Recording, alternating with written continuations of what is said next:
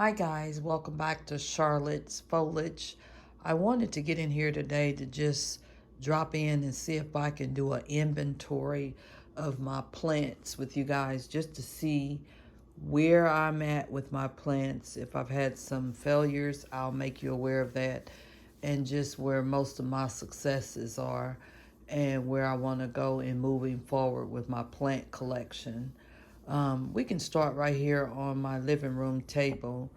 This right here is a philodendron tortum, and this plant is doing fine. It's in front of a south-facing window, my deck door here, actually. And this is just some burl marks philodendron in propagation. Also, here is a bunch of different pothos, Florida global green, and then your regular jade pothos is in there, and a marble queen pothos that I believe reverted is in there. But they're all in this container here, and they're in pond. So we taking care of that. Now I'm gonna kind of go in sections. This behind my couch on the console table here, we have a large aloe vera plant. This is an aglaonema plant. This is my micans. I sold one of the micans in my store, so I only have one left, and it's doing fine. And then right over there is my silver sword, whale's fin, okay? So that's my whale's fin plant. This is a plant that I haven't owned very long. It is a donkey tail succulent. And this here is my Australis Hoya, Australis Lisa. And she goes up, she's pretty tall. Okay, down here on the floor in front of the south-facing deck door is a ficus, figly fig ficus, and this plant is continuing to push out huge leaves, and I haven't lost maybe one leaf down here, but other than that I haven't lost anything on this plant. This is the biggest leaf that it pushed out in my care. And moving along, this is a newer plant in my collection.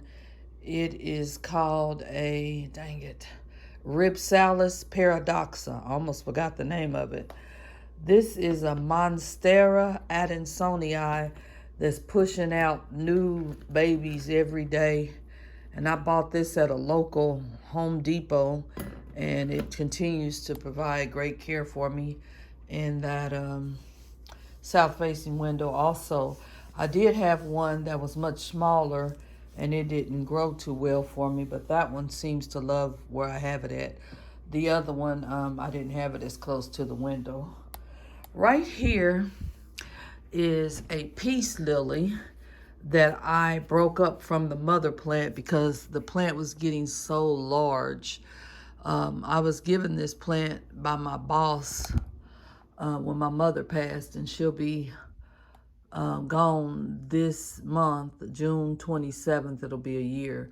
So that's how much growth this plant continues to push out, and I've got a new growth point here. Okay, another new growth point here. All right, moving along, I have a burl marks philodendron. I sold one in my store, and this is my last one. It's getting a little reverted, so I had to cut it back. As you can see, it only has a few variegated leaves on there, and they're beautiful. You can see the variegated leaves, the one up top there.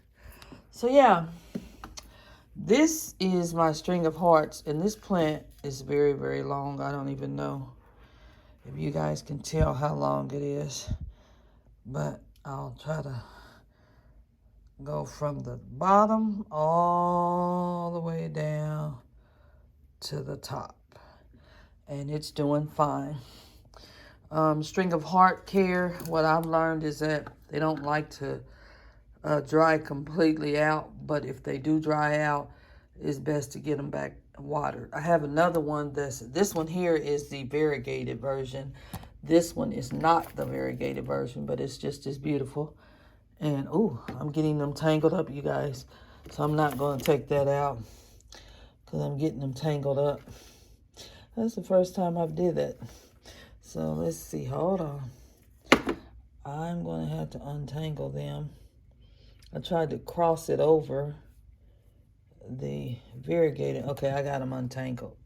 So I'll just let you see off of the side of the, see, that's the other, let's see, I don't think you guys can see it. Hold on. I'm trying to make it where you can see it. All right, there it is. That is my other string of hearts. Okay, speaking of string of things, right above this mirror here, I believe is a string of hooks or string of bananas. You guys can correct me. I don't know which one it is, but it's doing really good there. This big, huge plant here is a Rhaphidophora tetrasperma, and this is the bottom of the pot all the way up to the top. It's almost catching up with the string of dolphins up the top there. Right in the corner over there, I had to move this plant. That is a painted lady philodendron, and it was reverting, so I had to move it closer to the light. And if you notice, the new leaf that's coming in has a little bit of lime or chartreuse colored leaves. That's the color it's supposed to be. And then right below that is a Ficus teneki, and it's pushing out new growth. And I've had a couple of those plants that I didn't do well with, so I've been taking my time and not over-watering her. This is a Hoya undulata, where my finger is, and it wasn't doing too well. It's a brand new plant. So I decided to wrap it and see if I can give it a little bit more heat. I'm told that this plant doesn't like to dry out, but it also likes a lot of heat. Right behind that is a Xerox. I forget how to say it, but it's a succulent type of Hoya, I believe. And if it's not a Hoya, I know it's, I'll put the name of the plant on the screen because I've forgotten. Right behind me, you see a plant that's got a lot of yellow on it. This plant was cut back because I overwatered it. And so it's just adjusting to me cutting it back. And I'll show you when we get over to that location where the rest of the plant is. That's why it's good if you can take a cutting so you don't damage your whole plant. All right, so we're moving on along. This is my Hoya Kentiana, and it's doing fine. It has these really, really dark borders, and only way that I know when to water this plant is if when I squeeze it, it's not, if it's not bended, then that means it's full of water. It has enough. This is my Rick Rack cactus way up there, you guys. Let me see if I can pan back so you can see. It's on my cabinet. It did have scale, but it's doing good now, but I still keep it by itself. And I had quarantined it for months, and now it's doing good and pushing out new growth. I'm gonna turn the light on here because it's getting kind of dark outside or hazy and you can't see really well. I'm gonna give it some more light here. This is another aloe vera plant right here. Okay, so that's what's going on with that. And in this cabinet, that plant that I was telling you I cut back and it's yellowing, there's the rest of that plant. It's doing good after I separated it. All right, so that is a Mombii, okay? A Philodendron Mombii. Look at the beautiful foliage, okay? Here's a beautiful Syngonium, a Syngonium albo, and it's pushing out new leaves on that. I just repotted that. This is a prayer plant. I believe that's a calathea, and it's a red version. There's a lemon lime version, and then this is the, I forget the name of it, but anyway, I call it the red version, okay? Let's see, let's go up top here. These are Hoyas. This is a Hoya obovata. Right in the back there is my big baby. That's a Hoya Sarawak. Since it's been in my care, it started out with these 2 big leaves. Since that time, it's pushed out like 4 leaves. And so I'm very impressed with its growth. All right, and then this is a Hoya calistophyllum, and it's doing good. And behind that is a Sansevieria plant. Here is your philodendron, heartleaf philodendron. Okay, it's not the variegated. This plant was dying on me a while back, and I put it in a jar in some pond. And this plant loves the pond, and it loves this greenhouse cabinet, so it's doing really good. I'm pleased with that. Below that plant is my big baby. This is a Philodendron melanochrysum. This plant has the most beautiful foliage, but it's a very slow grower. I've had to cut this plant in order to push out growth, and I place a cutting down here in the pot so I can fill out this area over here. She is on a moss pole, so she can grow upward. One thing I will say, it doesn't grow a whole lot, but it's not dying either, so it gives me something to appreciate, okay? Right behind that plant is a Epiprimnum albo, and it needs to be watered, but you can see the beautiful foliage has some variegation on it. Right next to it is a Hylo Beauty. That's a caladium. It's got a little bit of dead foliage on there I need to pull off, and that's all normal. If you look below that, right where my finger is, there's some new growth here too. All right, so let's look a little bit closer. Right in the center here is my big Hoya. That is a Hoya pubicalix. This plant, I put it under this light here from Solitech, and what it does is, that's a mother light, I apologize. It causes the leaves to grow a little dark color, almost black or burgundy color, and that's called sun stress in your plant, and I actually like it, okay? So that's there. Here's another Hoya. This is a Hoya Crimson Queen, I believe. And it has all these beautiful borders of the cream. And it's pushing out new growth daily. So I love that Hoya too. Right at the very bottom, and one of our last plants to look at in this cabinet, is another Syngonium. And it's I believe it's called a Syngonium Maria. But this is how she looks, okay? She's got this chocolate foliage that's really unique, okay?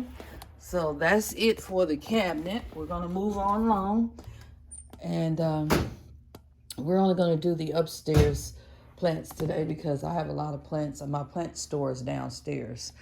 All right, so this is a Ploumanii mixed with a Pastazanum, this plant here, and I had to repot this plant because it's pushing out new growth, and I put it in some sphagnum moss. As you can see right here where my finger is, the red area is pushing out another plant. This is my Billietiae, and that plant does not grow as much as I thought it would, and it hasn't gotten as big as I like to see it get, but it's doing fine. It's not dying, but it only pushed out 2 new leaves since I've had it. It might need more light. Up there is my ZZ Raven, and I just water her when I think of it, and she does fine, and she's growing. Right next to her is my Neon Pothos, I believe, and that's a beautiful plant. It continues to push out new growth, and I think I'm gonna let her hang. I have her on a pole, a little stick there, a little doll stick, but I'm going to let the front part of the plant just continue to push out leggy growth. Right below is a aglaonema. I believe it's Red Wishes, but I'm not sure. Don't quote me on it. But I've had this plant for a while, and it continues to push out beautiful growth, and the leaves are just huge. Here is another Hoya. I don't know if that's a Crimson Queen or which one it is, but it's beautiful. It might be the tricolor, but I love it. I love the colors, the green and the cream. They're very beautiful. This plant is my Florida Green, and this plant has been pushing out all kinds of new growth. I finally had to put it on a pole. This is the bottom of the plant, and then it goes all the way up the pole. So it's doing really well. I have a Scindapsus here. I don't know which one this is. It's Scindapsus pictus, I believe. And it's doing fine. Big, fat, juicy leaves. And this is one of my favorite leaves right here. So fat and juicy. There's another Scindapsus right next to it, and that's a different one. It has different speckles. I don't know. Is it silvery and it might be.